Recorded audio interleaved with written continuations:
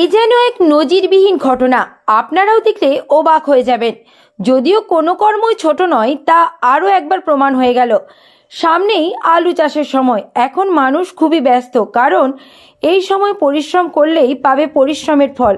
কোথায় আছে hard working is the pillar of success, তা আবার প্রমাণ করে দিল ঘাটালের বিধায়ক শীতল কোপাট। হাজারো ব্যস্ততার মধ্যে তাকে আজ মাঠে আলু লাগানোর কাজে হাত লাগাতে দেখা গেল। একদিকে বিধায়ক হয়ে রাজনীতির কাজ সামলাচ্ছেন, অন্যদিকে যথাযোগ্য পুত্রের দায়িত্ব কর্তব্য পালন করছেন।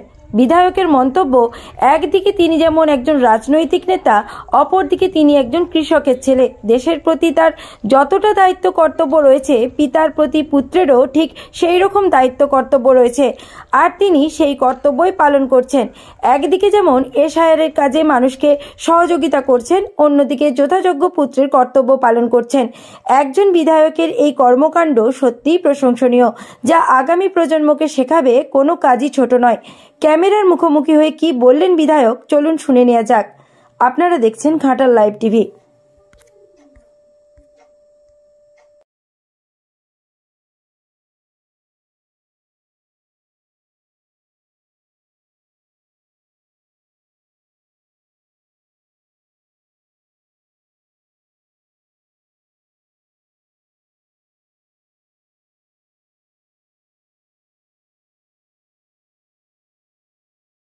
দেখুন, প্রথম কথা, আমার বাবা একজন কৃষক, চাষবাস করে আমাদেরকে বড় করেছে। বছরে আমাদের একটাই চাষ, আমরা প্রতি বছর চাষবাসের সঙ্গে যুক্ত থাকি এবং ম্যাক্সিমাম সময়টা পার্টির কাজে দিয়ে থাকি। এই কাজের মাধ্যমে অনেক মানুষ এসআইআর ফর্ম ফিল আপ করতে এসছে, আমি করে দিয়েছি। কেউ সার্টিফিকেট আনতে এসছে, আমি করে দিয়েছি। তো একটা কথা পরিষ্কার, যে আমাদের দলের প্রধানমন্ত্রী নরেন্দ্র দামোদর দাস মোদিজি, তিনি একসময় চা ব্যবসা করতেন, তার ফাঁকে পার্টির কাজও করতেন। তিনি আজকের দিনে ভারতীয় জনতা পার্টিকে প্রতিষ্ঠা করেছেন এবং স্ট্যান্ড করেছেন।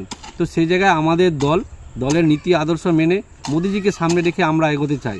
আমাদের দল কোনো দুর্নীতিগ্রস্ত নয়, তোলাবাজি কালেমানের সঙ্গে যুক্ত নয়, যে আমাদের ঘর ভর্তি টাকা থাকবে, যেখানে আমাদের টাকা পয়সার অভাব হবে না। তো সেই জন্য আমরা বলি, এই এমএলএ এমপি 5 বছরের খেলা।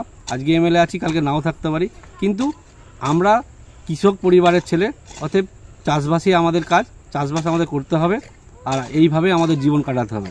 সেই জন্য যতটুকু সময় আমরা পেয়েছি, যতটুকু সময় আমরা পাবো, মানুষের জন্য কাজ করব, জনসেবা কাজ করব।